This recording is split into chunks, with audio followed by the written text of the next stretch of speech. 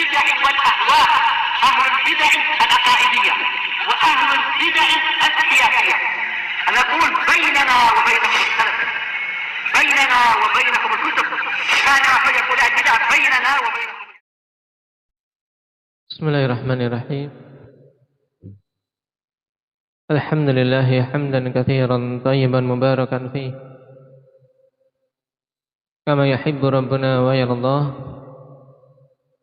أشهد أن لا إله إلا الله وحده لا شريك له، وأشهد أن محمدا عبده ورسوله صلى الله عليه وعلى آله وأصحابه ومن تبعهم بإحسان إلى يوم الدين. أما بعد.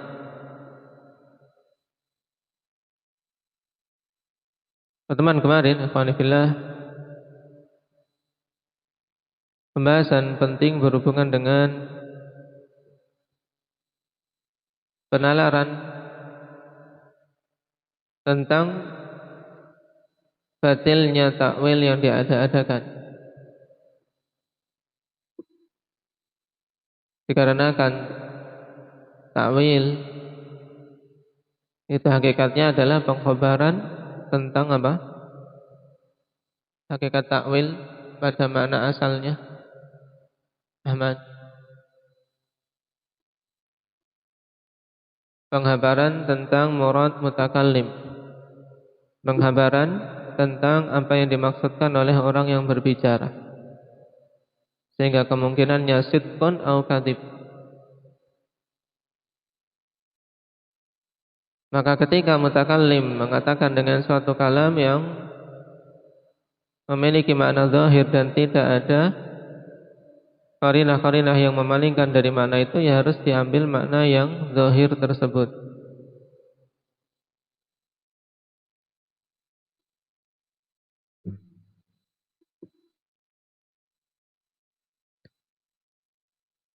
Seorang mungkin mengatakan bisa saja yang dimaksudkan mutakalim hanya sekedar majaz, tidak menginginkan makna yang zahir tadi. Bagaimana menjawabnya? Indah Rifki.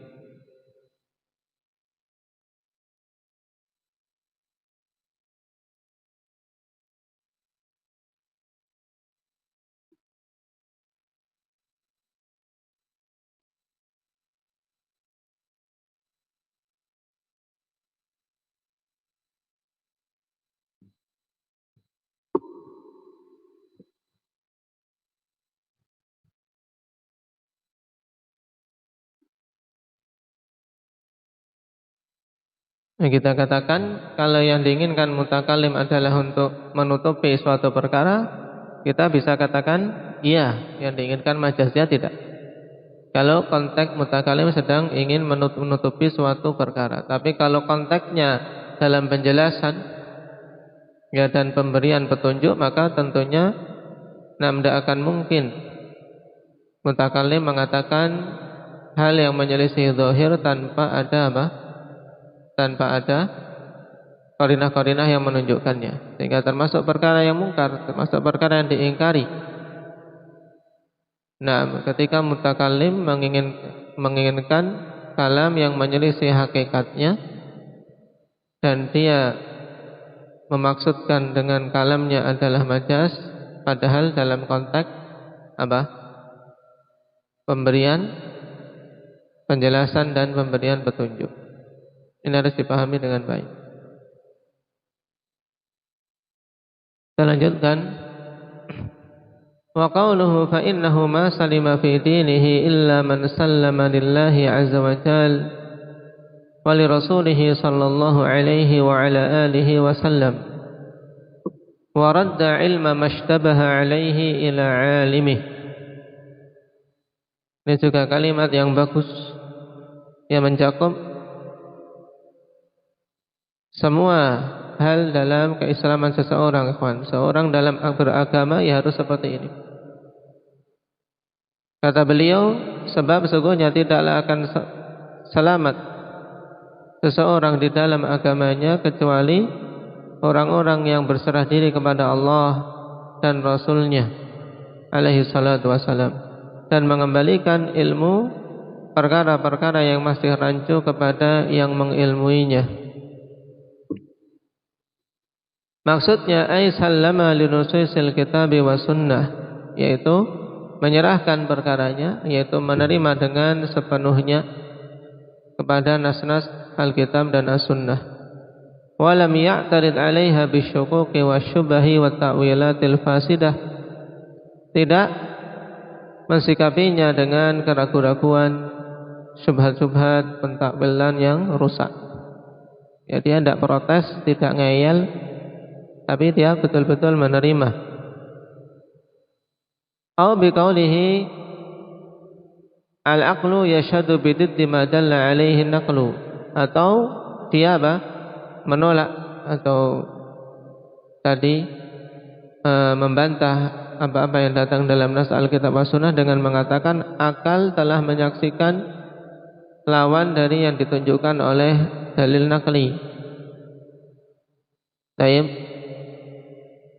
yaitu mempertentangkan antara akal dan nakal. Ya, nakal itu maksudnya dalil Alkitab dan As-Sunnah. Wal aqlu aslun naqli, padahal akal itu merupakan asal dari dalil naqli. Fa idza aradahu qaddamna al-aqla, maka apabila akal kok menentang, berbeda atau berlawanan dengan dalil Alkitab dan Sunnah, maka kami mengedepankan akal. Nah, ini orang-orang dari kalangan Mu'tazilah dan Ahlul Kalam serta yang semisal mereka. Wa hadza la yakunu qat, dan ini tidak akan mungkin, ya tidak akan terwujud sama sekali keselamatan pada agama seseorang. Kalau ingin seorang agamanya selamat, tidak boleh menentang dengan penentangan seperti ini. Lakin idza jaa ma yuhimu mithla dzalika fa in kana an-naqlu sahihan fa dzalika alladhi yudda'a annahu ma'qulun innama huwa majhul. Walau haqqiqa an-nadharu la dhahara dzalik. Akan tapi apabila datang suatu hal yang menimbulkan pemahaman yang semisal itu, maka apabila dalil naqlinya itu sahih, Alkitab atau As-Sunnahnya itu sahih, maka perkara yang diklaim bahwasanya itu merupakan sesuatu yang sesuai dengan akal, hakikatnya adalah sesuatu kejahilan, sesuatu yang majhul, sesuatu yang tidak masuk di akal, sesuatu yang yang tidak diketahui, bukan ma'qul lagi. Paham? Seandainya penglihatan betul-betul tajamkan di situ, seorang betul-betul membahasnya dengan jujur, maka akan nampak hal tersebut. Dalam artian, kalau dalilnya sahih, maka tidak mungkin bertentangan dengan akal yang sehat. Seandainya kalau dalilnya sahih kemudian dikatakan ini menyelisihi akal, maka hakikatnya sesuatu yang dikatakan sesuai dengan akal itu yang salah. Karena tidak mungkin akal sehat bertentangan dengan dalil yang kuat. Wa in kana naqlu ghairu sahihin fala yasluhu lil mu'aradah. Dan apabila dalil Alkitab dalil naklinya tidak sahih, maka tentunya tidak tepat untuk dibantah. Kenapa? Karena tidak sahih. Ya, sehingga tidak perlu dipertentangan dengan akal. Fala yutasawwaru an yata'arada aqlun sarihun wa naqlun sahihun abada. Dan ini yang diserukan oleh Syekhul Islam Ibnu Taimiyah rahimahullahu taala, sampai beliau mengarang kitab khusus untuk hal ini, yaitu darut ta'arud bainan naqli wal aqli. Untuk menolak pertentangan antara naqli dan aqli. antara dalil Alkitab dan Sunnah dengan akal itu tidak ada pertentangan sebenarnya. Nah, makanya kata Imam Ibn Abil Izz ini tidak tergambarkan, ya, akal yang sehat itu bertentangan dengan nakal yang sahih selama-lamanya.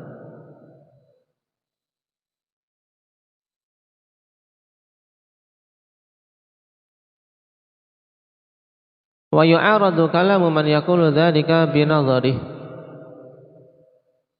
Dan perkataan orang yang mengatakan hal tersebut dibantah dengan apa? Dengan pandangan dia sendiri, yaitu dengan teori. Ya, dibantah dengan teorinya sendiri.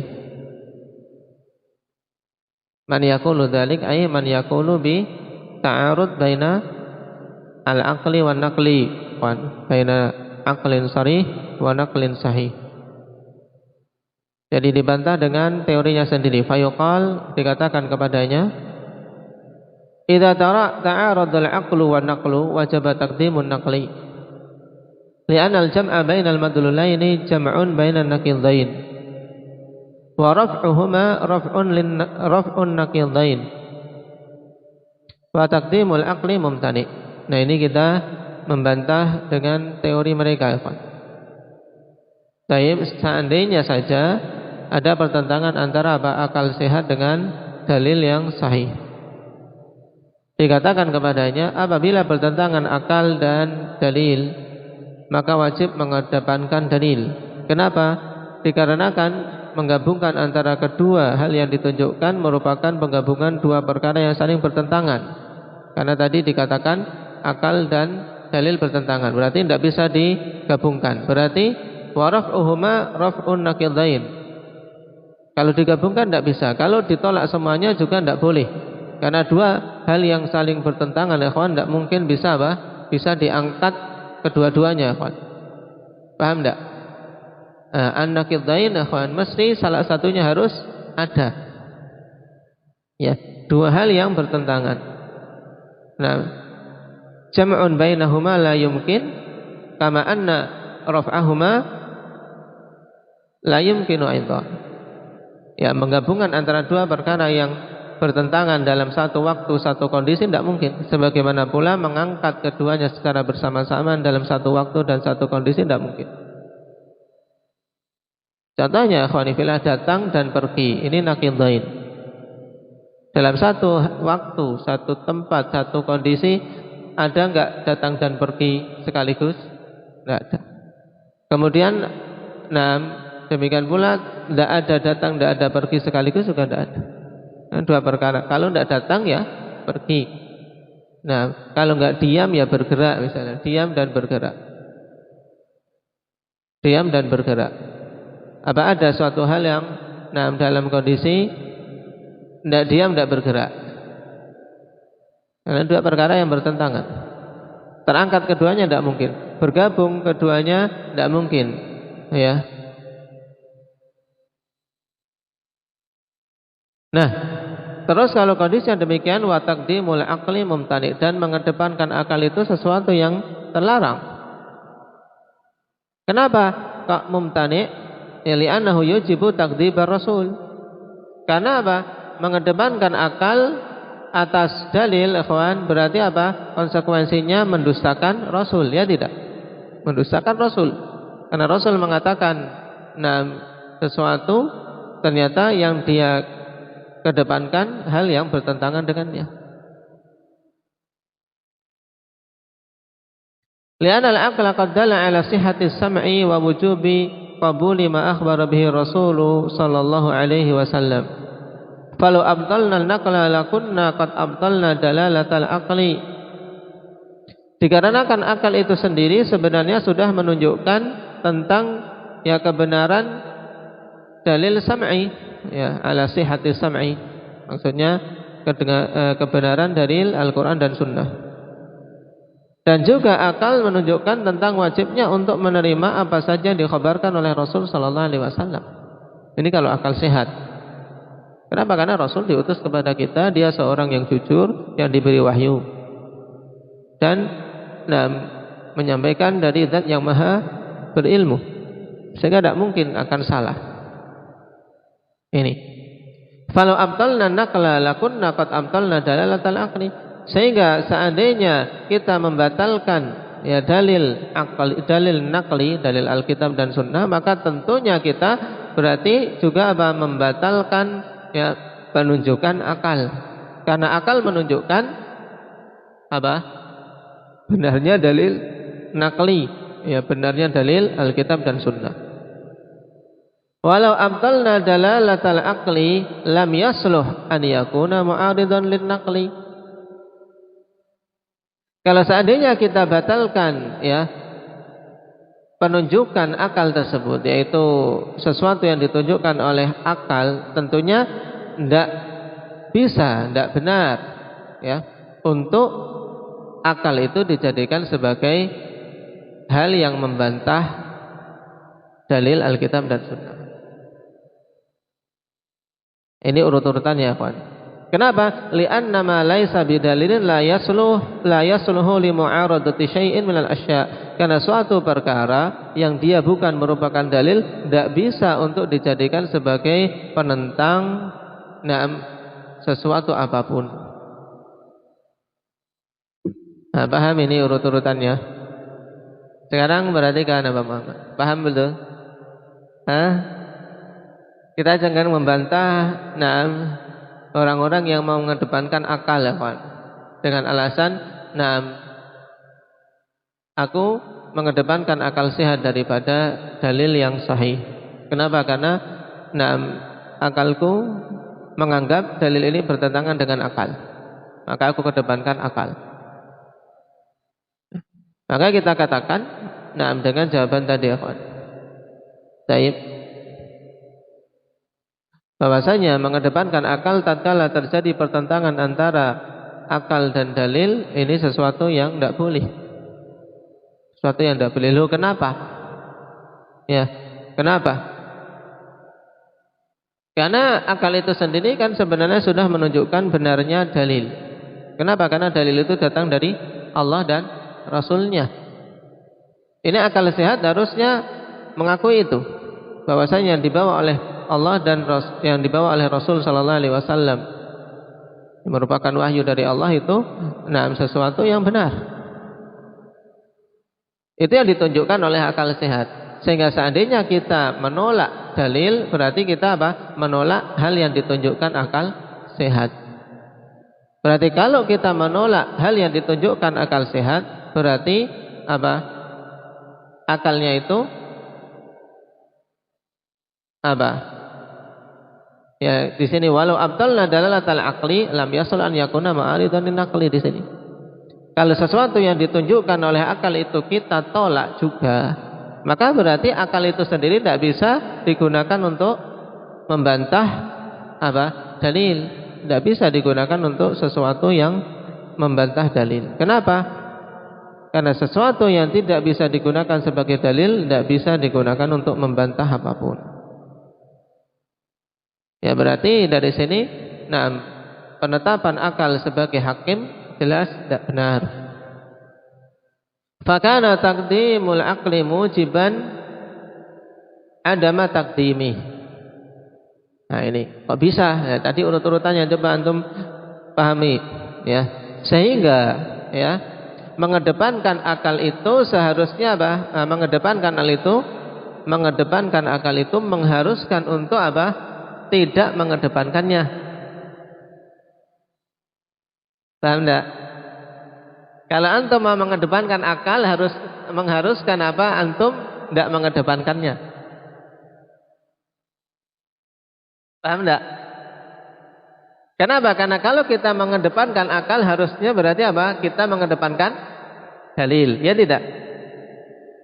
Kalau katanya kita harus cerdas, harus mengedepankan akal, harus berpikir sehat, maka apa saja yang bertentangan dengan akal sehat kita tolak walaupun dari Al-Quran dan Sunnah.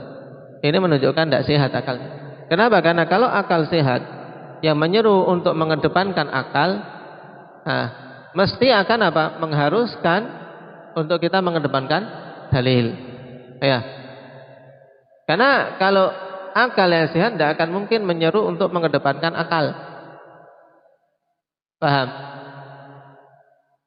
Fala yajuzu taqdimu, sehingga tidak boleh untuk mengedepankan akal atas dalil.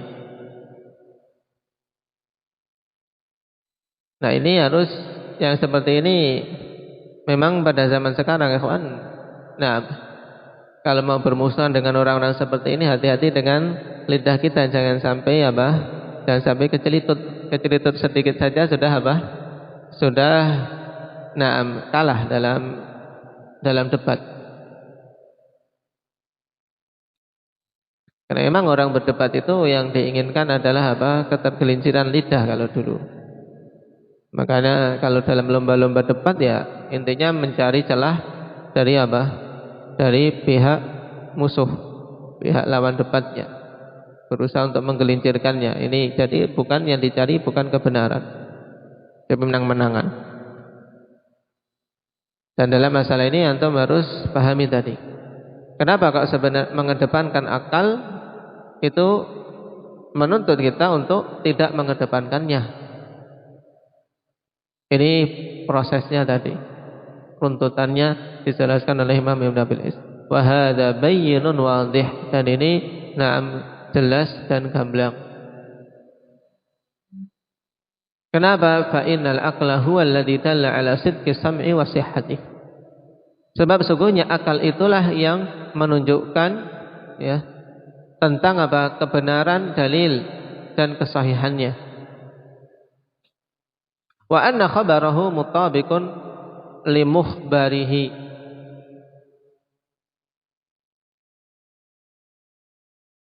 Bahwasanya khabar yang dibawa oleh dalil itu mencocoki sesuatu yang dikhabarkan. Nah, tidak mungkin khabar dari Al-Quran dan Sunnah menyelisihi apa yang dikhabarkan. Tidak mungkin. Karena apa? Berarti menuduh Al-Quran dan Sunnah dusta. Dan ini kekufuran jelas.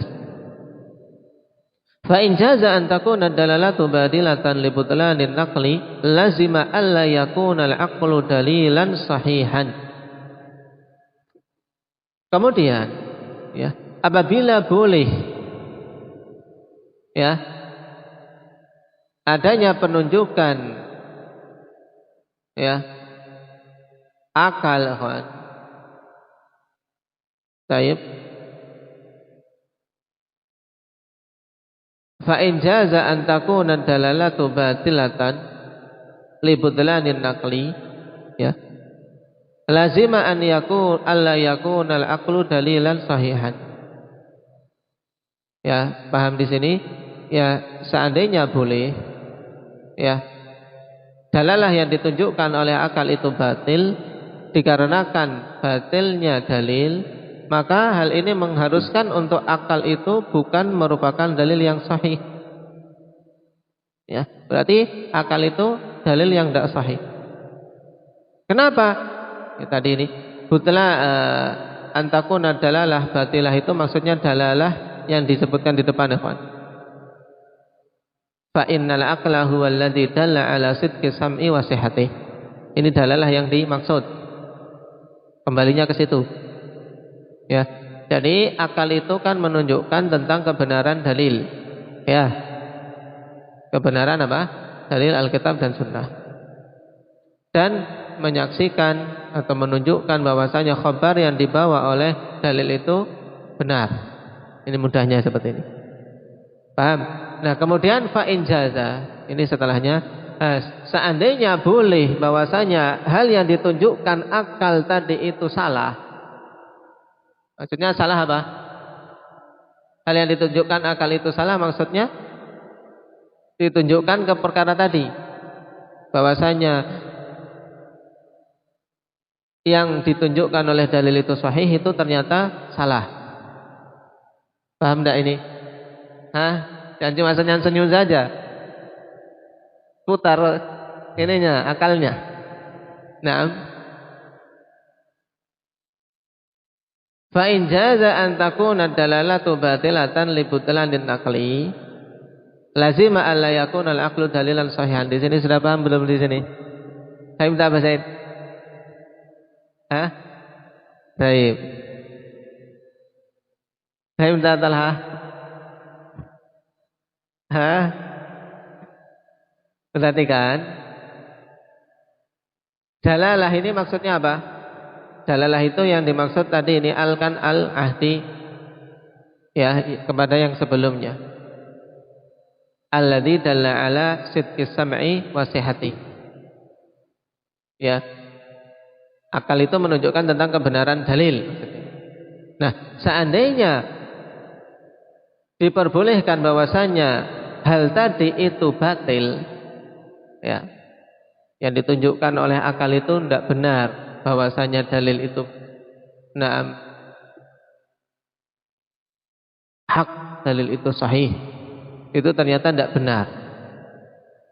Nah, libutlah dinakli, dikarenakan batilnya dalil, maka hal itu mengharuskan bahwasanya akal itu ya bukanlah dalil yang sahih. Kenapa? Wa idza lam yakun dalilan sahihan lam yajuz an yuttaba bihalin. Karena bila akal itu bukan dalil yang sahih, maka tidak boleh untuk diikuti dalam semua kondisi. Fadlan an yuqaddam, terlebih lagi untuk dikedepankan dari dalil Alkitab dan Sunnah. Kenapa kok seandainya yang ditunjukkan akal itu batil, maka akal itu berarti tidak bisa dijadikan sebagai dalil? Ya jelas, ya kan? Karena dia menunjukkan sesuatu yang batil kok digunakan sebagai dalil, yang tidak boleh. Yang bisa digunakan sebagai dalil itu yang menunjukkan kepada yang hak. Paham? Ini maksudnya. Ini dalalatul luzum, antum pahami di sini kelaziman-kelaziman seperti ini coba dipahami. Karena memahami kutubul mutaqaddimin butuh akhwan. Termasuk di antara kelemahan pada penuntut ilmu masa-masa ini ya karena sebagian besar mencukupkan diri dengan kitab-kitab muasirin sehingga bahasanya mudah. Bahasanya mudah sehingga tidak terbiasa untuk membaca kitab para imam terdahulu. Memang ulama terdahulu kan kalimatnya Masya Allah. Imam Muslim saja kita mukadimahnya baca seperti itu, ya. Ya. Nah, Syekhul Islam yang pertengahan itu aja sudah lumayan. Maka butuh nantinya sering-sering untuk menelaah kitab mutaqaddimin sehingga menghasilkan kuwah.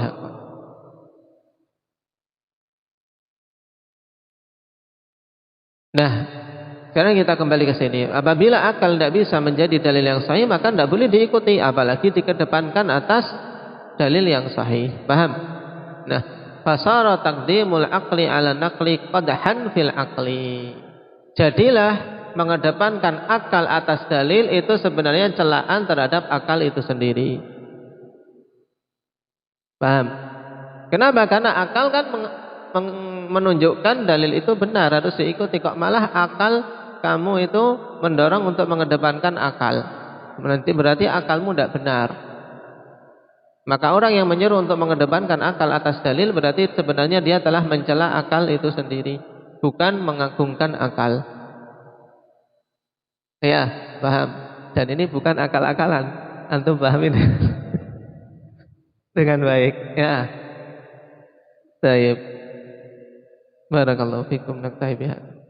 Antum paham ya, kawan? Tak lihat ada yang cuman datar saja wajahnya, ada yang ini. Pahami. Subhanakallah.